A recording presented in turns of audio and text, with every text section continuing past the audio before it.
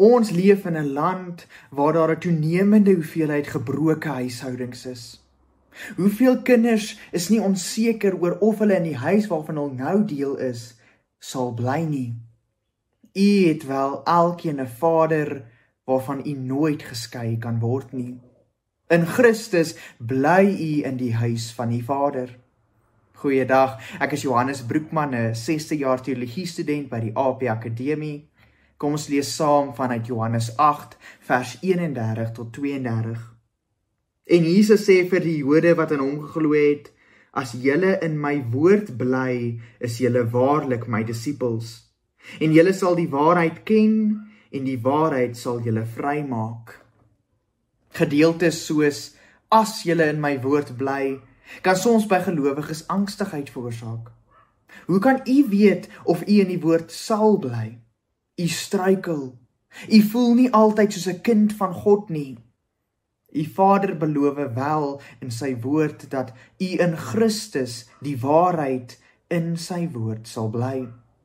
God is nie net die een wat in liefde u sy kind gemaak het nie. Hy is ook vir die een wat vir u die krag deur die Gees gee om te volhard en vir ewig 'n tuiste by hom te vind. Hy bly u liefdevolle Vader. Dit is juist daarom dat die Dordtse leerreëls leerstuk 1.16 troostend kan sê wat dit sê. Dit sê dat u Vader nie op soek is om die dowwe lampet uit te blus nie. Hy soek nie die geknakte riet om dit te breek nie. Die Dordtse leerreëls verduidelik dat wanneer u nie so seker soos altyd voel nie, u steeds getrou sy woord kan bestudeer en sy beloftes in die sakramente kan nadink, terwyl u kan vertrou dat sy liefde en sy genade met u sal wees, selfs wanneer u nie so voel nie. Vers 31 sê dan nie dat u ware disippelskap kan verdien nie. Dit sê dat u in God, in u Vader se woord, kan bly. Dit sê dat die Vader sy beloftes gegee het, wat veral in Christus tasbaar geword het, sodat u nou hierdie beloftes kan lees in die woord, en kan eet en kan drink in die nagmaal, en kan onthou in die doop. Natuurlik sal die duiwel probeer om vir u te sê, dat u nie 'n kind van God is nie, dat u nie 'n ware disipel van Christus is nie. In die oomblikke waar u dan angstig en onseker voel, moet u uself dan net tot die woord van u Vader wend. Lees in die Bybel hoe lief u Vader u het, wat Christus alles vir u gedoen het, wat die Heilige Gees alles in u lewe bewerkstellig. Dank die Vader vir al sy gawes in gebed.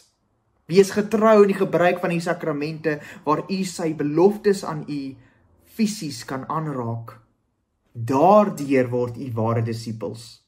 Nie omdat u nou 'n graad in disippelskap verdien het nie, maar omdat u so deur die beloftes van die Vader deurdrenk sal wees, dat u nie na die leuns van die valse vader, die duiwel, sal wil luister nie.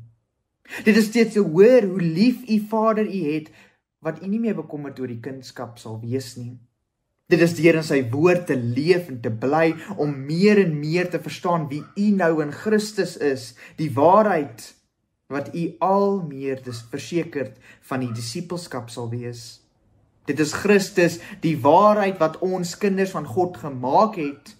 U Vader beloof dan dat dit ook nie is deur hard te probeer nie, maar in Christus die waarheid is, wat ons in sy woord sal bly, wat ons in die huis van ons Vader sal bly.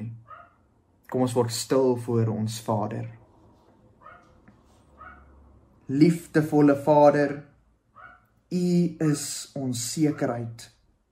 U is die Almagtige, die Vader wat vir ons kan sorg en wat vir ons kan beskerm. Ons hoef nie bekommerd te wees nie. U het ons deel van u huis gemaak, ons is u kinders, in hierdie huis sal ons bly. U beloof al hierdie dinge in u woord, ons kan dit vandag nog lees en die beloftes nadink. Help ons dan om na u woord te gaan, sodat ons, wanneer ons angstig is, verseker kan weet dat niks ons van u liefde sal kan skei nie. Ons bid dit in die naam van die Seun, deur wie ons kinders gemaak is, deur die Gees. Amen. Ja, ja.